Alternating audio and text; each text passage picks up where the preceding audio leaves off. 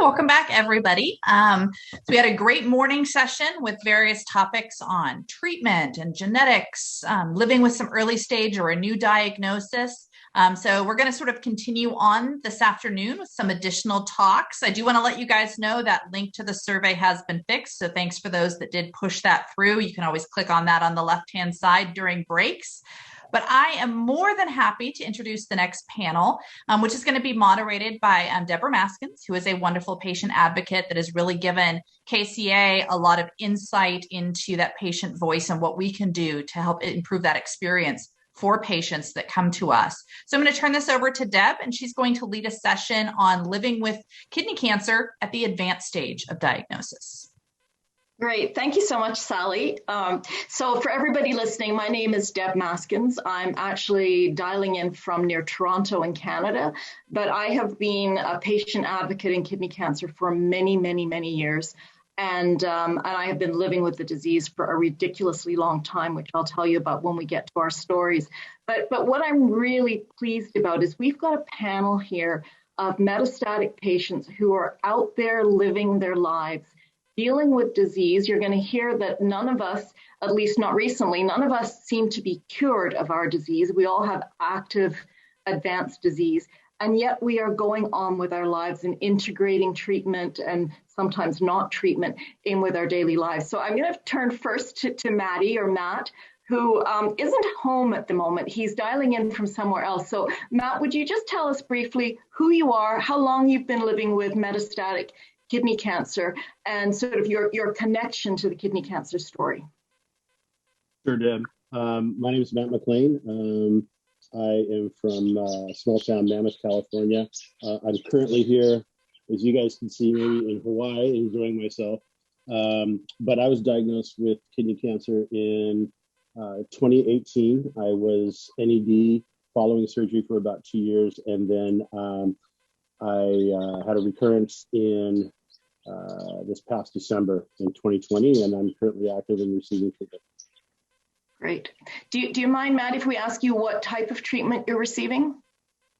Right now, I'm receiving Keytruda as a monotherapy.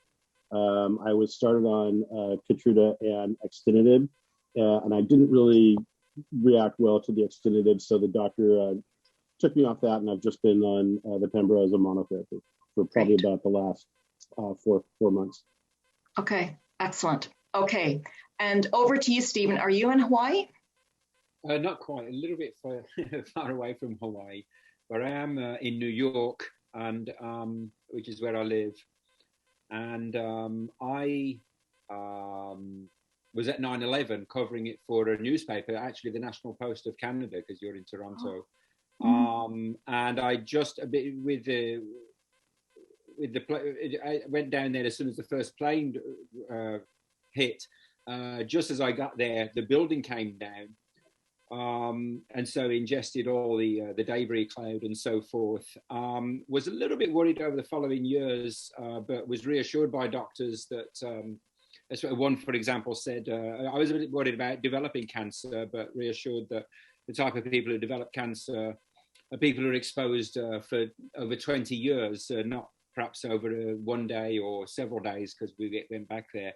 Actually, that turned out to be not true for, actually thousands who developed cancer since then. So in 2010, I happened to be in Guantanamo covering court cases there, or military commissions, fell ill with a bit of food poisoning, had a scan, really for an unrelated, certainly nothing to do with cancer, and that's where the tumor was found in the left kidney. They thought there was perhaps something wrong with the pancreas because of certain reading. They said, there's nothing wrong with your pancreas, but we found this tumor in your left kidney, better get back to the States. So I came back to the US, had a nephrectomy. Because it was found incidentally, I kind of hoped that that would be the end of it. It was 7 centimeters, so that's just on the cusp before it goes into stage 2. And it was actually encapsulated by the kidney, though it had clear margins, as they said. So there was some hope of getting away with it. And I actually did have clear scans for many years. But then in 2017, we found 1 or 2 nodes and nodules and things like this, biopsied. and it turned out to be kidney cancer. So 2017, that's when I found out it was metastatic stage 4. I've been fighting that since then, basically, very vigorously. And so just for people who are listening, how many years was the interval, Stephen, of from your nephrectomy to the stage 4? Well, we now know that because we've actually revised records and scans and things, we now know that it was 5 years. 5 years, okay. And so for 7 years. Yeah, so those are always, sometimes in medical meetings, they talk about a good prognostic indicator. It's that the longer you go before recurrence, generally speaking, the better things will go for you. I'll switch. I'm the moderator. I'm also a panelist on this. And so I'll say that in my case, I've had metastatic kidney cancer for 25 years now, 25 years in November. So let's hope I make it till November, and I will. But my kidney cancer actually showed up when I was barely out of childhood. I was 14 years old, and that's when I had my nephrectomy. And my kidney cancer didn't recur for 22 years.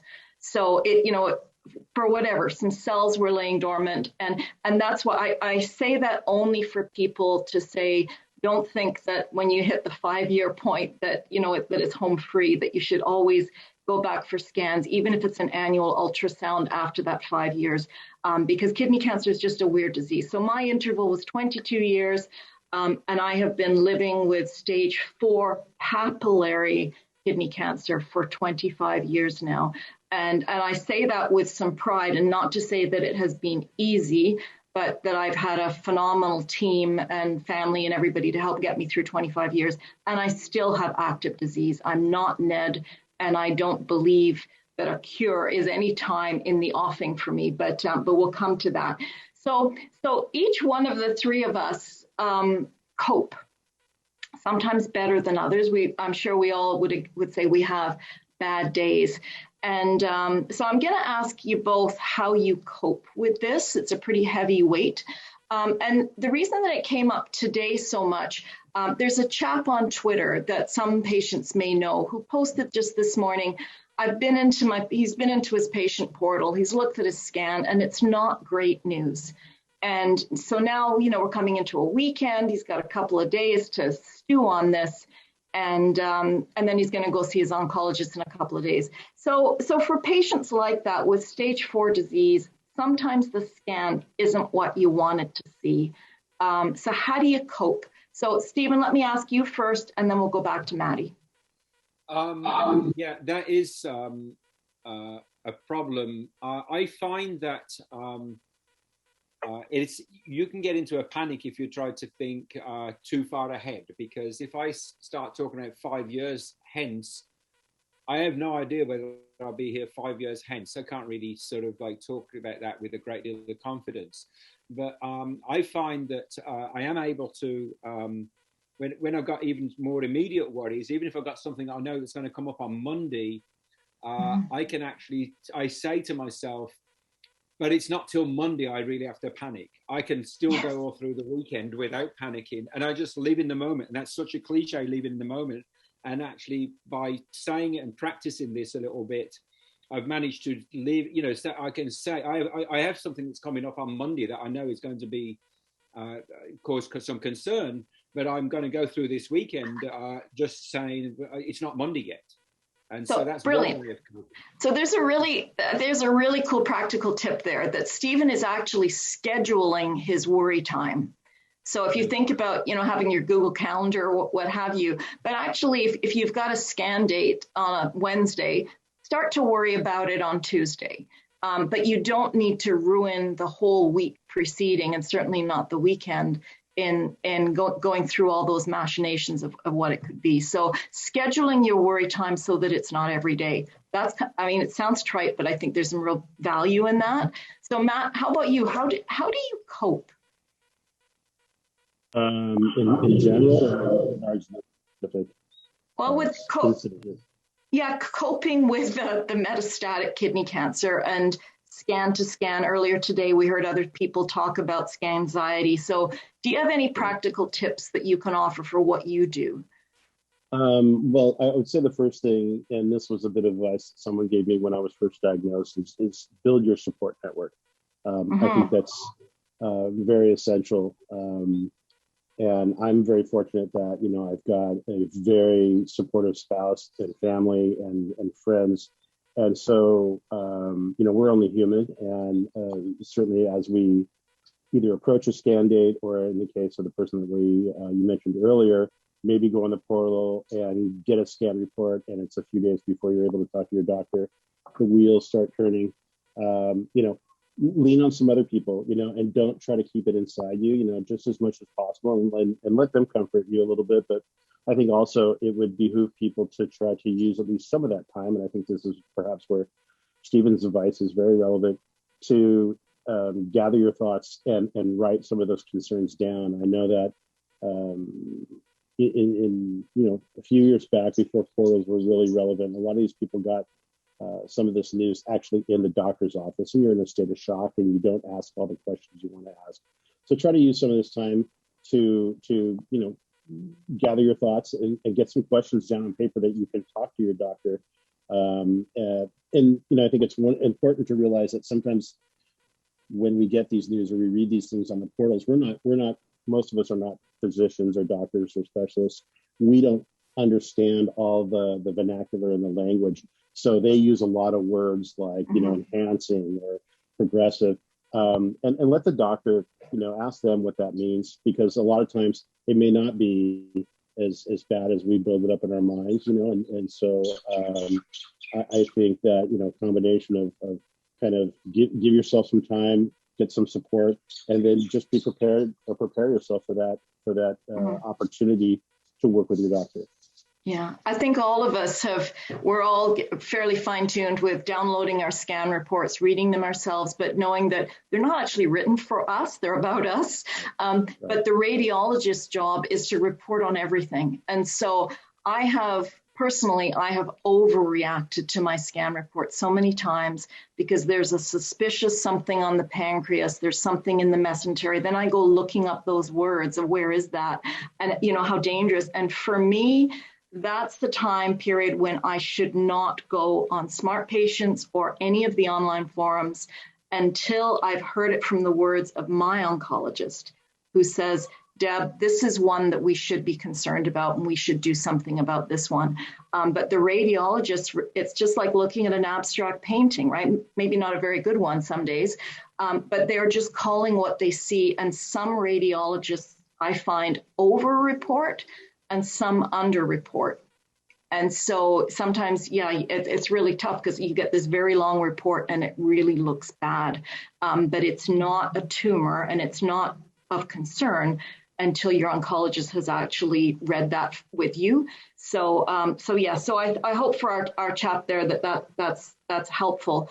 And so let me switch a little bit. It comes around to coping, but how do you cope? Like, we all know that we have stage 4, incurable, probably, terminal disease. So how do you cope with that? I mean, Maddie, you've gone to Hawaii, but other than going to Hawaii, how do you cope day to day? What would be your advice to people? That's a great question. I think, first of all, I don't necessarily consider myself terminal. I'm not at end stage by any stretch of the imagination.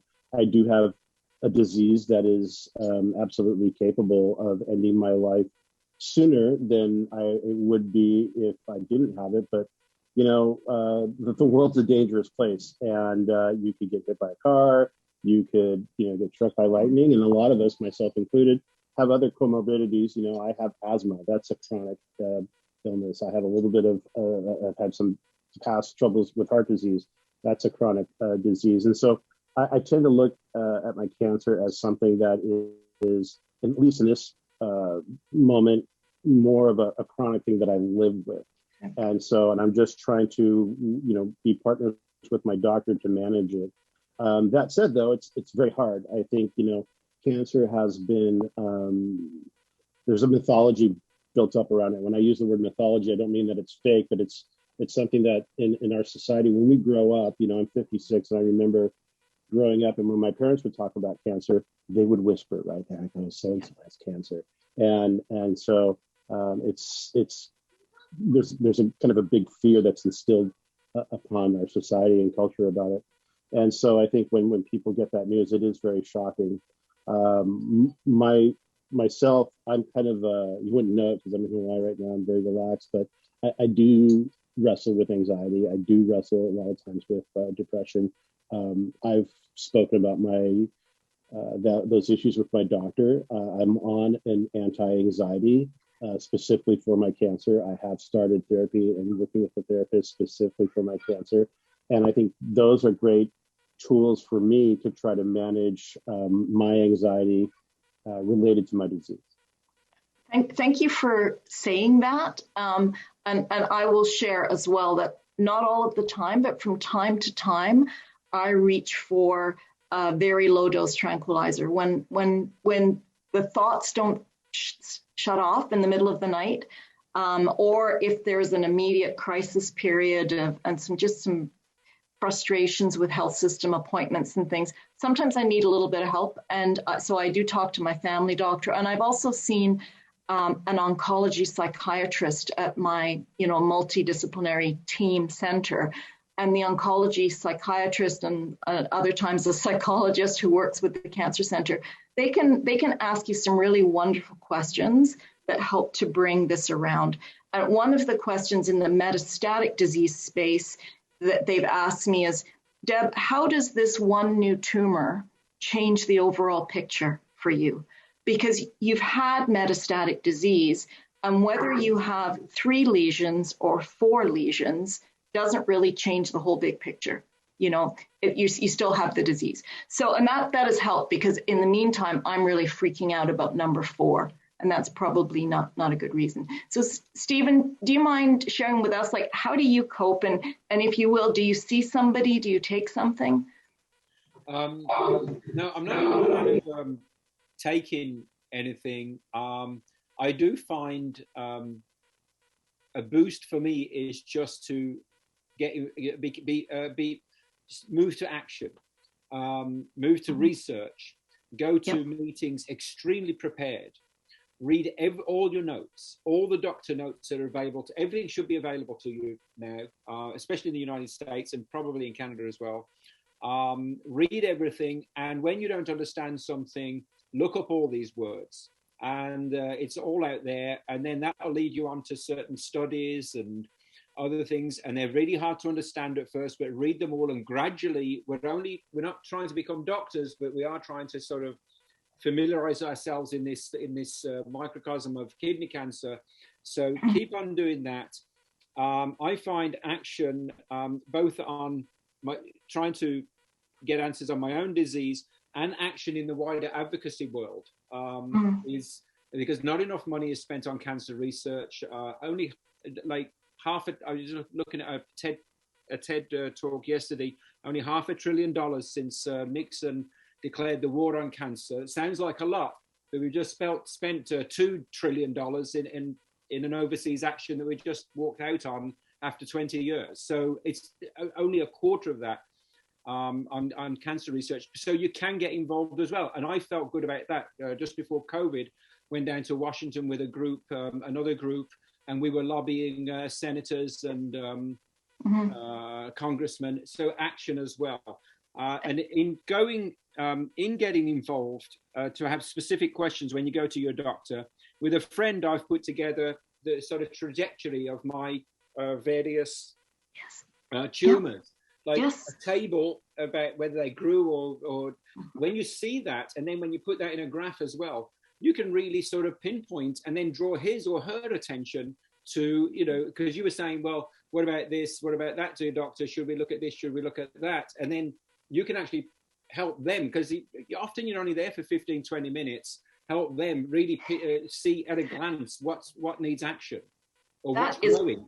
That is absolutely brilliant, Stephen. I think those of us who've been doing this for years and years, we know our own individual story with kidney cancer far better than any physician could ever know it or have the interest to know it.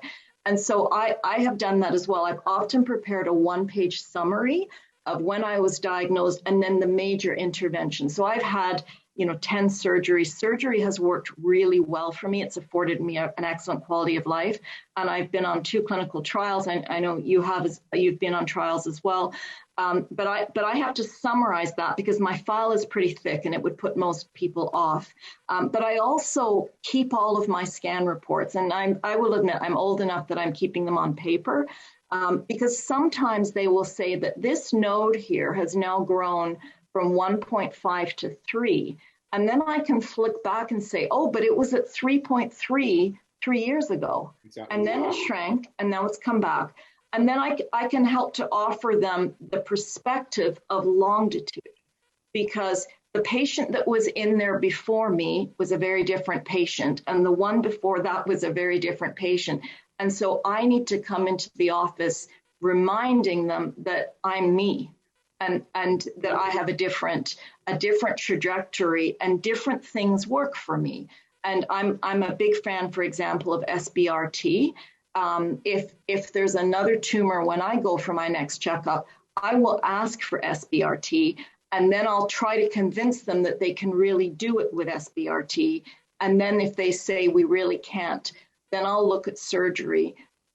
And for me and my individual histology or my subtype, I would put systemic therapy as my last choice right now, but that's all about my goals. So let me come back to patient goals. So let me go to Matt first. So Matt, do you have a conversation with your team about what's important to you, what your goals are? Your vacation to Hawaii and how important that was. Do you have that conversation with your team? Yeah, generally I would say so. In terms of my oncology team, I think our shared goal is basically just to stay alive, keep going. As I said before, I personally consider my disease at this point a chronic disease where, if I can keep it from progressing or progressing at a pace that it can be managed, that would be success for me.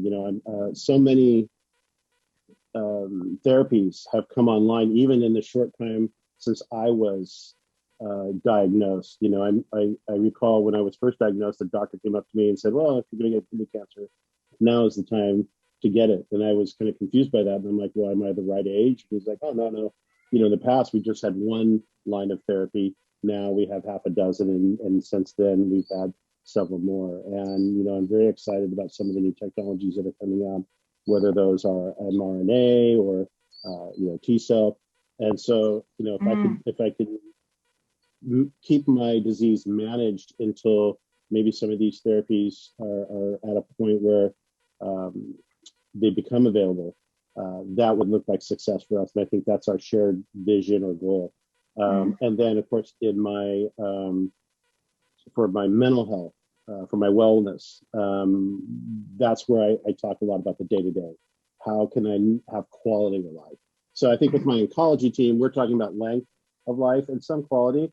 And then for my wellness, we're talking about quality of life. And they've been very helpful and encouraging, to take things like a vacation, to go out and enjoy the day. And I'm a fairly active person.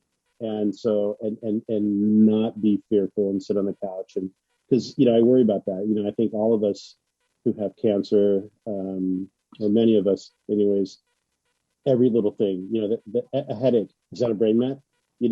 I've got a pain in my hip. Is that, a met there? Yeah. And especially for me, I want to be able to go out and ski and snowboard and ride my bike without fear of having, my femur shattered. And those are things that go through my head, but, I talk it out with my wellness team. And then if need be, then I bring it to my oncology team. And then, we can do an appropriate scan. We can do an MRI. Sure. We can do, something to make sure and give me the sense where I'm safe to go out and do these activities. You said something in there. You said a lot of things that are really important. Something I found really valuable is that for you, even slow growth right now is okay, right? So we hear a lot of times patients, in a quest for the cure, sometimes 6th line, 7th line, 8th line, they're still looking for the cure. And for others of us, we can live with this disease provided that we keep the growth slow. So I'm just going to ask you, Stephen, and then we're going to get to Q&A. Sally said there's some questions coming in. So Stephen, for you, are you okay with slow growth, or is the cure something that you still want to strive for? Well, I'm okay as long as I still have hope for a cure, and I actually think we can still have hope for a cure. It's actually wrong to say it's incurable, which was the first doctor who told me mine was metastatic, told me it was incurable. It's not incurable for 7% of high-dose IL-2 people, for example. It's 7%, 10% get a complete response, 7% are cured, and they've got 30 years of stats to show that.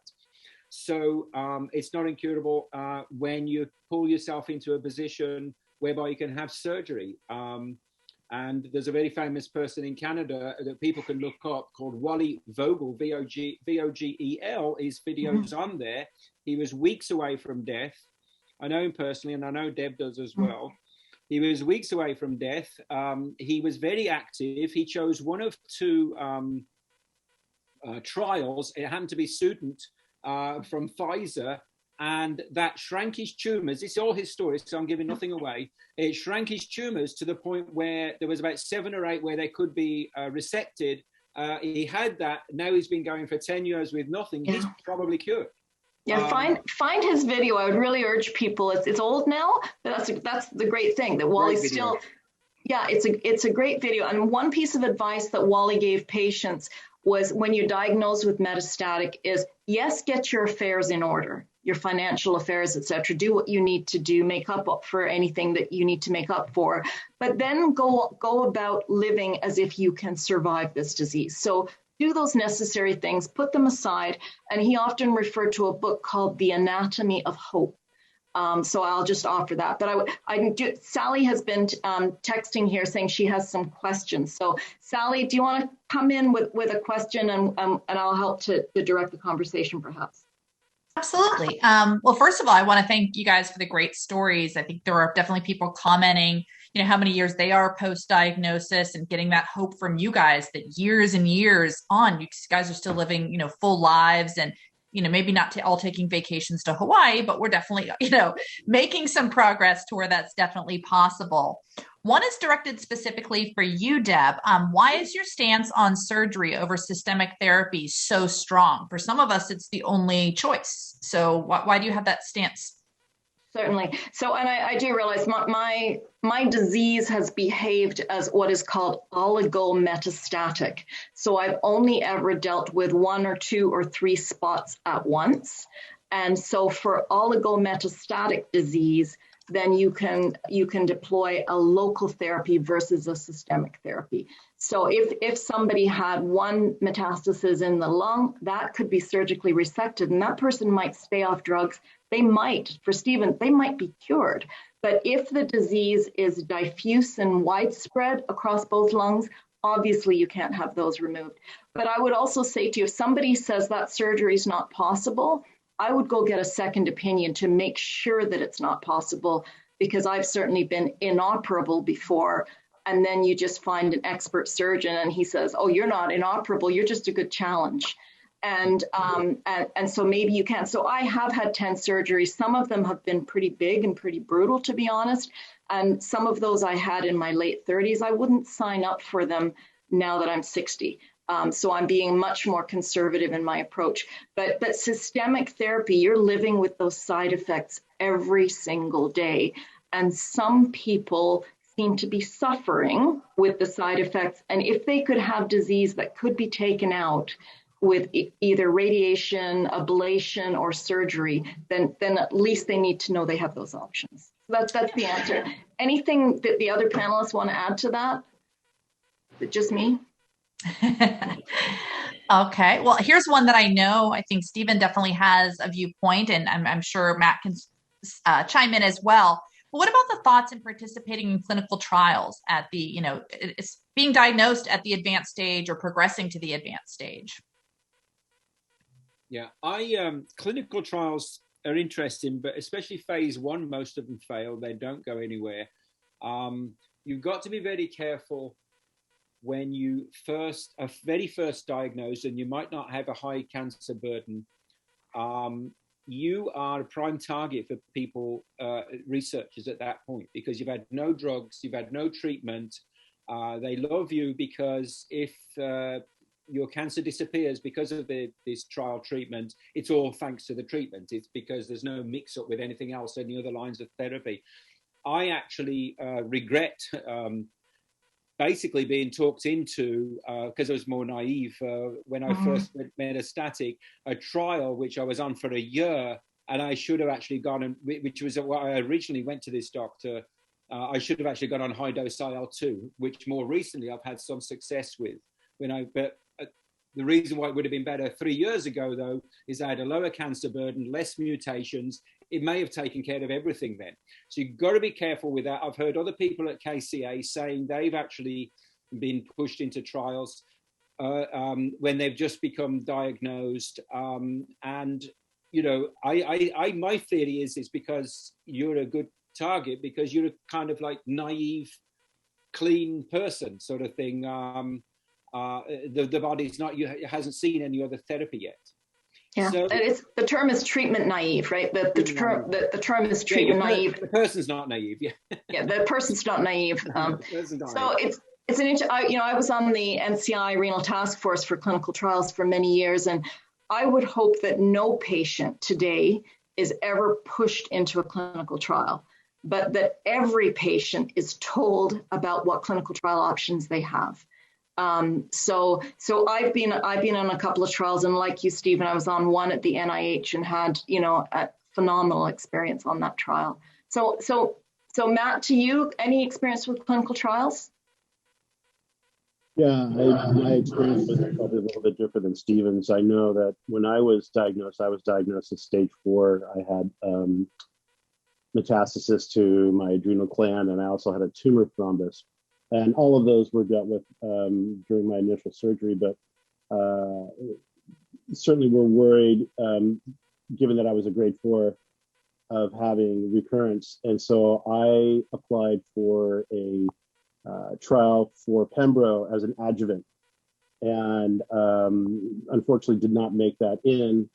And of course, now it's been approved for adjuvant use. But, having my cancer go NED for 2 years and then having reoccurrence, I wonder sometimes, had I had access to Pembro as an adjuvant, initially, could I, held off that reoccurrence? And that's just, that was just a bit of bad luck. I'm not bitter about it, but so, I don't really have an opinion on whether people should apply or not apply to trials. I think those are decisions that are best made with your care team. I think it's important, though, that you have a relationship with your care team, that you trust their recommendations. And I, more than anything, this is beyond trials. I just think it's important that you have a care team that you really vibe with. I know that when I was initially diagnosed, I had one oncologist, and she just went above and beyond to make sure I had all the scans necessary to move forward confidently. And then I'm getting treatment now at USC, and my initial oncologist down there was just such a great guy, and really, made my wife and I feel very comforted, through those initial darkest days.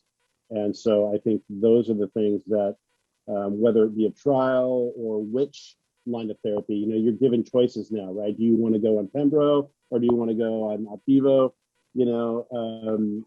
And I think through those choices, whether it be TKI or immunotherapy, they're going to give you some advice, and ultimately it's your decision. And so I think in order to make that confidently, work with your care team and gather information. And, it's not going to be 100% every time, but, I think you can do it with confidence, and you're not going to have regrets later. So. Yeah, I very much like what you said. I mean, we can't go back and change the past. You both referred to things that maybe, would have been different. And just to a point, Matt, and I may be a little bit out of date on this, but to the best of my knowledge, Pembro is not approved yet as adjuvant. Okay, maybe I'm mistaken. The data has been presented, And so the jury's still out as to whether it would have helped you individually. We just don't know, right? You may have been one of those patients who took it in the adjuvant setting and then wouldn't have had the chance to have had it again in metastatic. So who knows, right? We can't go back and know those things, but the adjuvant, I mean, we're all way past adjuvant now. So it'd be nice to know, what we should have done years ago, but that doesn't help us. A wise advocate once said, we can't go backwards. We can only go forwards and make the best decisions today based upon what's available today. So, well, and I think that's, one section of the cancer population that doesn't get a lot of attention were the people who are like myself, maybe who were diagnosed stage 4 at some point, reached stage 4 advanced cancer, and then were able to find their way back to NED, and I think a lot of time everyone's like, oh, great, you're done. And they are by no means done. I mean, I think certainly for my case, I was just as, if not more stressed being NED than I am now. Now I'm like, okay, what's in front of me? I know what's going on and I can actually deal with it. I like problems in front of me, but when I was NED, I felt like I had a bomb strapped to my back.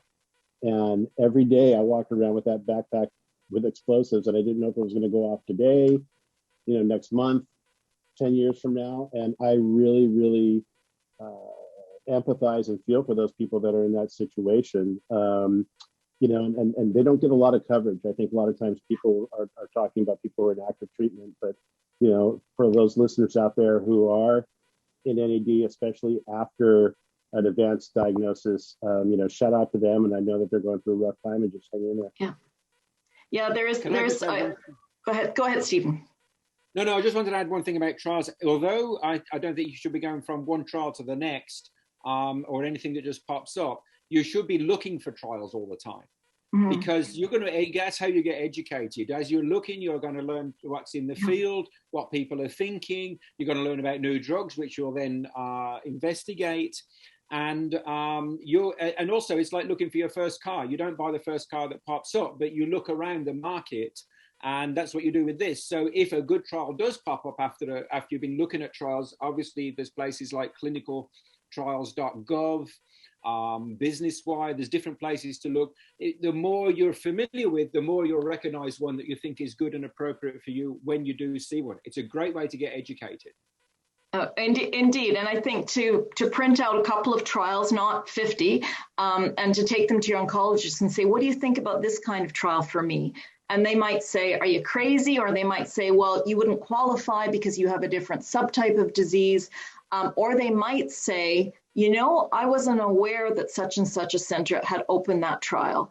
And that might be a good option for you. So, you're not responsible entirely for finding out all of your treatment paths, but that certainly was something that I did. And that was a systemic therapy that I was on for 3 years at the NIH. And I brought it to my oncologist and said, what if I did this one? And she said, that looks like a great trial. Let me talk, I love this phrase, let me talk doctor to doctor to the investigator, because they would use language that maybe I didn't want to hear. And so I did that study, and that was for 3 years, and 3 years of staying stable. Pretty cool in our space, right? Pretty cool, and a good life. And I really know Washington, D.C. really well now. Sally, do you have another question? Yeah, I think, it is one of the things you guys have been talking about as far as, recurrence. It's not necessarily inevitable, but it's always, like you said, that bomb in your backpack. It's always going to be in the back of your mind at some point, wondering if that's coming back. So making sure, there are definitely good support resources to go to, and we'll definitely be sending out suggestions to the group. There is one question on the ImDC, which is the International Metastatic Renal Cell Carcinoma Database. How important is that risk number? Is it something your physicians talk with you about that you take into consideration? People have been doing some reading and just want to know. Yeah, kind of. That's a subject I'm very familiar with, and Dr. Danny Hang, who developed the ImDC criteria. So it's what they call a prognostic indicator, where when you're first diagnosed with metastatic disease, they use a little calculator, and there's some nice little graphics that I've helped to produce. You can figure out what your own ImDC score is, and there's going to be a big but that comes along with it. So it depends on some of your blood levels, depends how long it's been, whether you were a year or more from diagnosis. So you add up what your ImDC score is, and then it tells you whether you have high risk disease or intermediate or favorable disease. But that was all developed in the era of a TKI as a frontline. So there's a bunch of caveats to it. So yes, it's important to stratify patients because we're not all the same. Even the three panelists here, we have different types of kidney cancer with different growth rates. And I'm sure our blood levels don't look the same. And so it's really important for a physician to be looking at some of these indices like the ImDC criteria and say, you would be a great candidate for Ipi/Nivo or Oxy/Pembro, et cetera. But for you, I should take you to surgery, that kind of thing. Is that a good enough answer? Does anybody want to dive in on that? ImDC?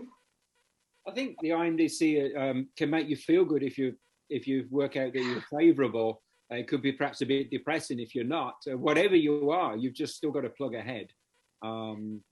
It's a good point. But with immunotherapy, a poor risk disease does better than the favorable risk disease. So I don't think people should be depressed if they have poor risk disease. That should be a quick ticket onto a double immunotherapy.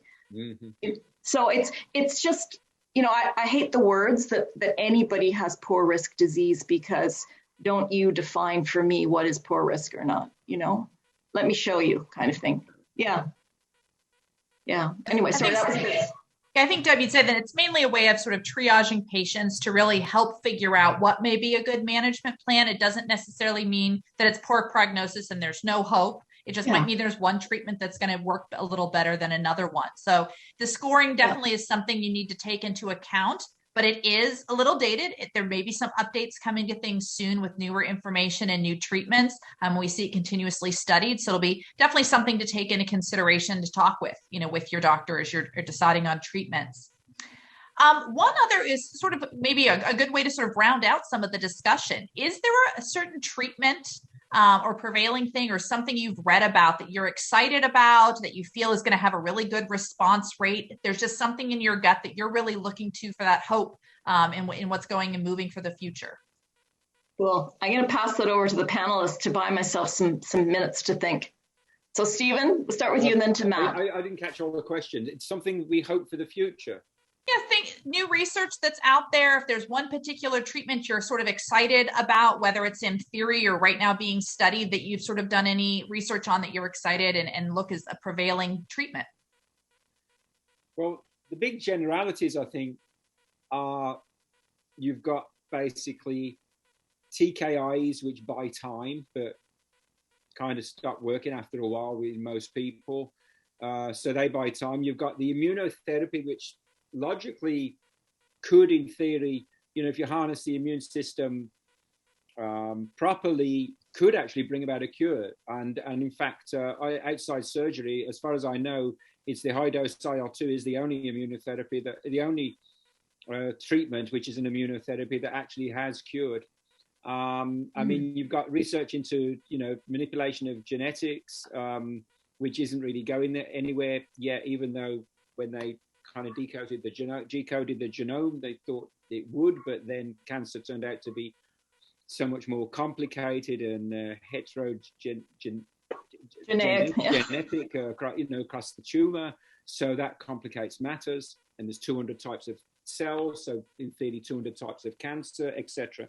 So I think you've got to. So I've actually putting my eggs in the basket of immunotherapy. I'm trying to say, but I still I've had lots of radiation, cryotherapy, treating my disease actually, even though I was told I shouldn't, a bit as if it's an oligometastatic, like you said, Debbie was talking about.